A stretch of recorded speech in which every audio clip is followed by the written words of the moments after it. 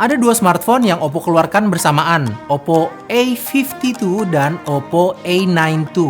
Di tangan saya ini adalah Oppo 92 dan HP ini yang akan kita bahas di video ini.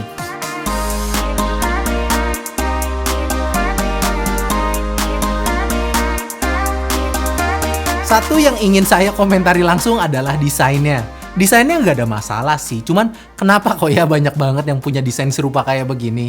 Apa dipengaruhi tren atau emang smartphone tuh udah kebanyakan jadi mereka tuh susah ya untuk membuat smartphone yang terlihat beda?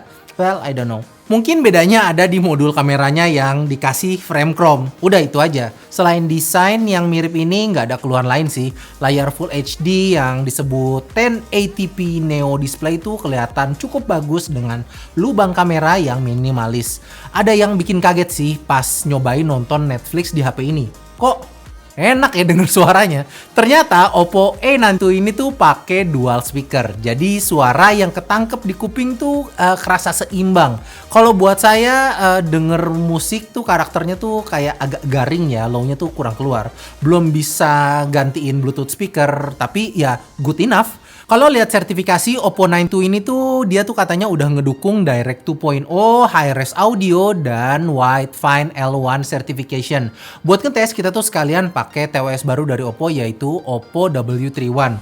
TWS ini tuh punya karakter yang beda sama kakaknya si Oppo Enco Free. Dia tuh ngasih bass yang lebih dalam. Mungkin karena isolasi suaranya tuh jadi lebih kedap ya karena dia tuh tipenya in-ear.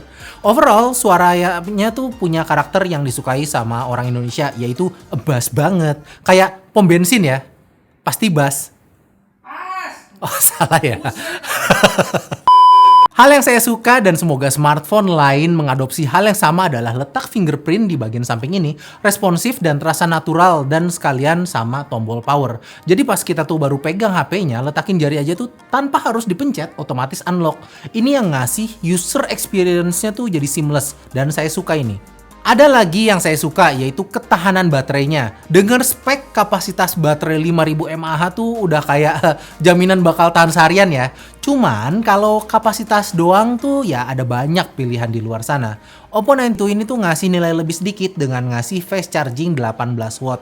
Walau in real life-nya tuh saya ngecas HP ini tuh pas mau tidur aja jadi nggak begitu berasa gitu. Tapi ya saya apresiasi sih fast chargingnya ini. Sementara buat kameranya, oke, sensor 48 megapiksel tuh ngasih hasil foto yang lumayan bagus. Untuk kelas menengah hasil segini tuh termasuk oke ya.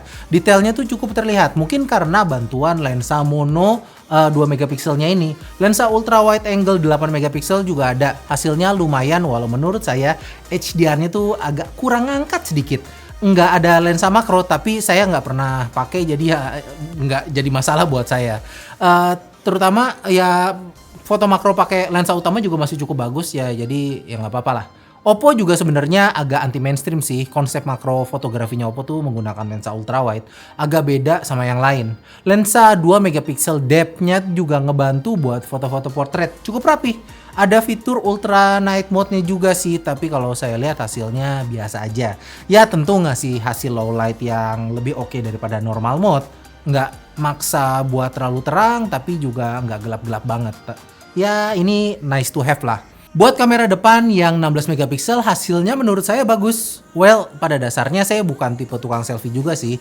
Kebanyakan hasil selfie saya juga tuntutan pekerjaan seperti ini ya. Buat saya selfie-nya good enough.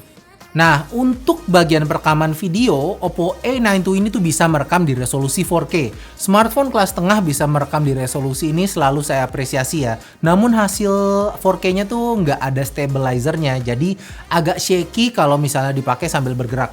Kalau saya lihat resolusi 4K ini tuh hadir untuk ngasih EIS di resolusi Full HD. Kalau kita merekam di resolusi Full HD tuh hasilnya tuh jadi smooth banget. Ini saya ambil sambil naik sepeda dan dipegang satu tangan HP-nya. Hasilnya menurut saya cukup keren. Kita cukup banyak ngelihat perangkat smartphone di kelas ini atau bahkan di kelas atasnya yang pakai chipset Snapdragon 665. Di mana saya juga udah ngomong hal yang sama di beberapa video sebelumnya. Snapdragon 665 ini tuh reliable, buat hari-hari tuh enak dan responsif. Mungkin karena hal itu juga chipset ini tuh dipercaya sama begitu banyak brand HP, termasuk ya Oppo A92 ini. Kalau buat main game juga enak, bisa mainin game-game populer di tahun ini. Tidak dalam settingan grafis tertinggi tentunya ya, tapi enak dipakainya. Apalagi RAM sama memorinya tuh lega amat kayak rumah kosong. RAM 8 GB dan memori internal 128 GB. Itu juga masih bisa diekspansi pakai micro SD dan slotnya tuh dedicated. Terakhir di Color OS Oppo A92 ini tuh bisa dark mode loh. Saya suka sih, mata jadi lebih adem. Dah, itu aja. Oppo A92 ini dijual dengan harga 4,2 juta. Dan kalau misalnya sobat beli sekarang bisa dapetin TWS Oppo W31.